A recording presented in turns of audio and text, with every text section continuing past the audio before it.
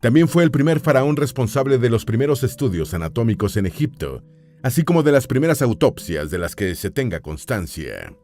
En la Piedra de Palermo se indica que realizó tratos comerciales con Canaán y estuvo en guerra con los reinos de Nubia y Libia. Su nombre aparece en numerosos objetos descubiertos en Tinis y Saqqara. En algunas tablillas de marfil se observa en la celebración de posibles fiestas conmemorativas de la unificación del reino. En una de las placas se le muestra matando a un hombre en un sacrificio ritual. Merinate, la primera faraona. Luego de la muerte de Aa, su hijo Dir contrajo matrimonio con la reina Merinate, amada de Nate, con quien tuvo 2 hijos, Diet y Den. No se sabe gran cosa del mandato de Dir, salvo que fue el responsable de la construcción de una tumba real en Tinis y de la necrópolis de el Cab, donde se piensa que pudo haber sido enterrado. Dicha tumba se convirtió en un centro de culto y destino de peregrinaciones varios siglos después de su muerte. Se estima que gobernó entre 57 y 39 años. Tras fallecer su marido, la reina Merinate asumió el título de faraón en torno al año 2927 a.C., dado que sus hijos eran demasiado jóvenes para asumir el mando. Durante muchos años se pensó que Merinate era un hombre, hasta que se encontró su nombre ligado a su descendencia en una gran mastaba situada en la necrópolis de Saqqara. No se sabe gran cosa de su gobierno, salvo que, al igual que su hijo Diet, dio continuidad a la construcción de monumentos funerarios en la ciudad de Tinis, y que pudo haber sido la responsable de arreglar el matrimonio de su hijo con la reina Herniet.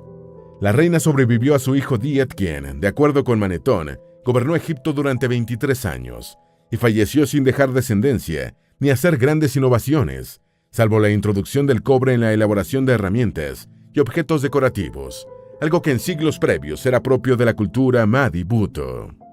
Den, el faraón conquistador.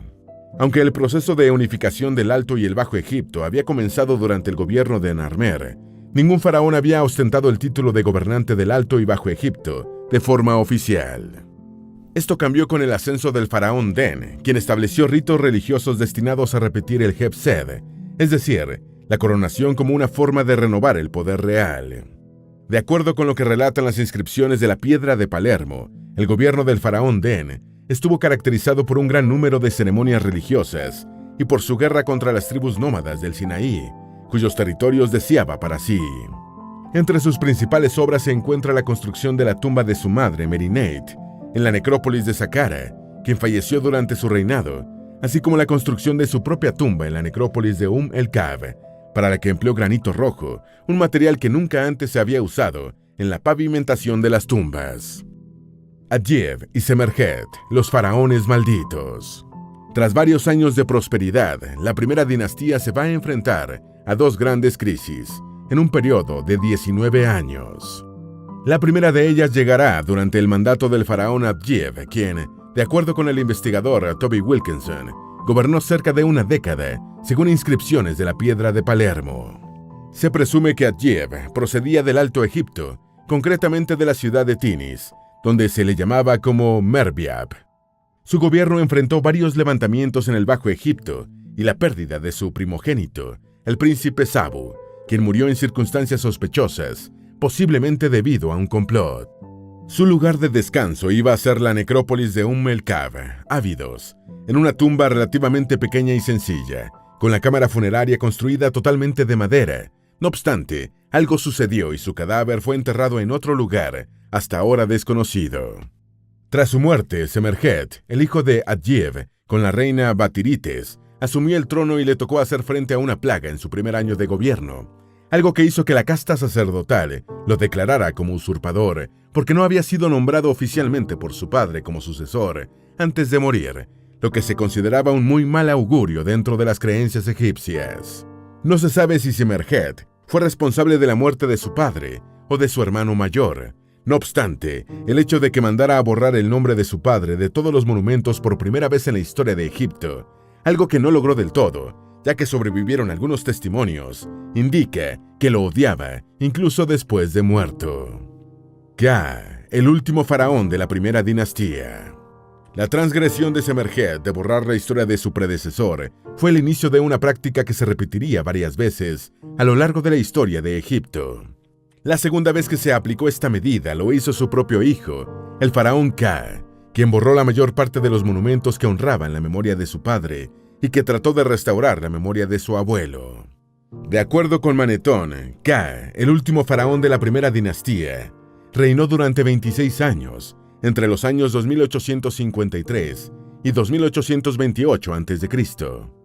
Su mayor logro fue la creación del primer templo funerario en Saqqara, que se volvió un sitio de peregrinación de los faraones posteriores.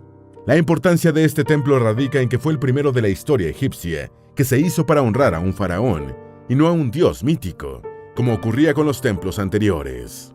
Tras su muerte, Egipto cayó en una guerra civil que dio origen al alzamiento de la segunda dinastía. La historia de Egipto siempre ha sido y será fascinante. Fue una de las primeras sociedades en realizar estudios astronómicos.